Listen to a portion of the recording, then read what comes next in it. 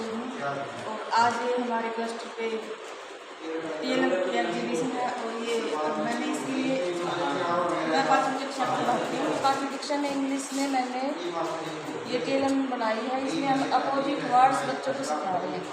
तो जैसे पहले से हमने बच्चों को सारी चीज़ें सिखाई है, उसके बाद जब हम बच्चों को अभ्यास करवाते हैं तो बच्चों से पूछते हैं कि स्टार्ट का अपोजिट क्या होगा। तो यदि बच्चे को पता है तो ठीक है, नहीं फिर बच्चे इसको उठा के देख सकते हैं। हमने इसके नीचे जैसे स्टार्ट का अपोजिट यहाँ पे स्टॉप हो गया, ओपन है ओपन का अपोजिट यहाँ पे क्लोज हो गया, ऐसे ही अप है अप का अपोजिट यहाँ पे डाउन हो गया। ऐसे ही सारी चीज़ें, ये सारे अपोजिट वर्ड से हम बच्चों को सिखा सकते हैं। और ये 20 शब्द हैं और 20 ही इनके अपोजिट शब्द हैं। तो ये एक TLM में ये 40 शब्द इंग्लिश के हमने बनाए। ये TLM भी इंग्लिश की ही है, क्योंकि हिंदी में तो बच्चे ज़्यादातर पढ़ लेते हैं अपने आप भी, लेकिन इंग्लिश थोड़ी सी फॉरेन लैंग्वेज है, इसलिए ज़्यादा कोशिश करनी पड़ती। इसमें हम बच्चों को सिखा रहे हैं यूज ऑफ ING।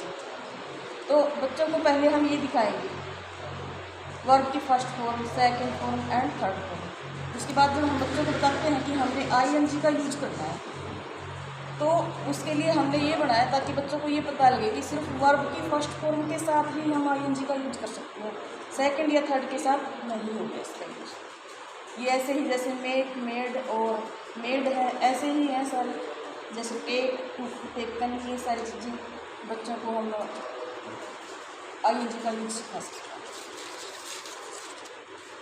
उसके बाद ये हिंदी की TLM है। ये मैंने बाल वाटिका के लिए बनाई है, जो नई क्लास अभी सरकार ने लागू की है। उसमें हम बच्चों को जैसे 3 अंकों वाले 3 अंकों को जोड़ के हिंदी के शब्द बना रहे हैं। जैसे ये सेंटर वर्ड ले लिया हमने है और ये बन गया हमारा मैं है वह महल। ऐसे ही मैं है वह महल, ये मैं है वह महल। ऐसे ही हम सेंटर वर्ड को चेंज करके या आगे पीछे वालों को भी चेंज करके और भी बहुत सारे शब्द बना सकते हैं, बच्चों को आसानी से सिखा सकते हैं।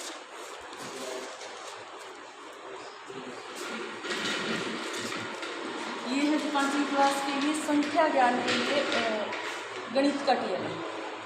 इसमें हम बच्चों को पहले सिखाते हैं जैसे गिनती सिखाते हैं, फिर इकाई, दहाई, सैकड़ा, हज़ार तक की संख्या सिखाते हैं। अभ्यास के लिए ये चीज़ बहुत परफेक्ट है। हमें बार बार बोर्ड का यूज़ नहीं करना। किसी टाइम अगर हमारे पास चौक ख़त्म हो गई है या बच्चों के पास भी उनकी पेंसिल वगैरह ख़त्म हो गई है, तो ये चीज़ें बहुत बेस्ट है इसके लिए। जैसे एक बच्चे से हमने पूछ लिया, बेटा 1000 पहली संख्या में 1000 के स्थान पे कौन सा अंक है, दहाई पे कौन सा अंक है, इकाई पे कौन सा, ये पूछ सकते हैं। पूरी संख्या भी हम पूछ सकते हैं।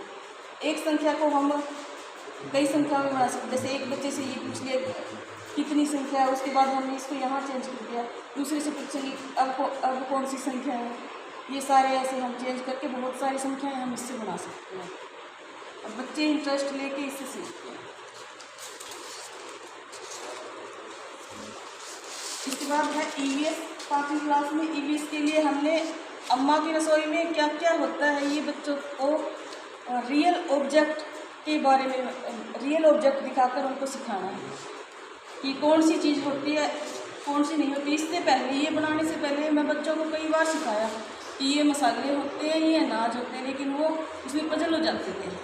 ये बनाने के बाद बहुत सारे बच्चों ने सीख लिया। कोई एक आधा ही है जो एक आधी चीज़ के बारे में नहीं जानता, बाकी सब बच्चे सारी चीज़ों के बारे में जानते हैं। पहले हम उनसे पूछते हैं कि ये क्या है।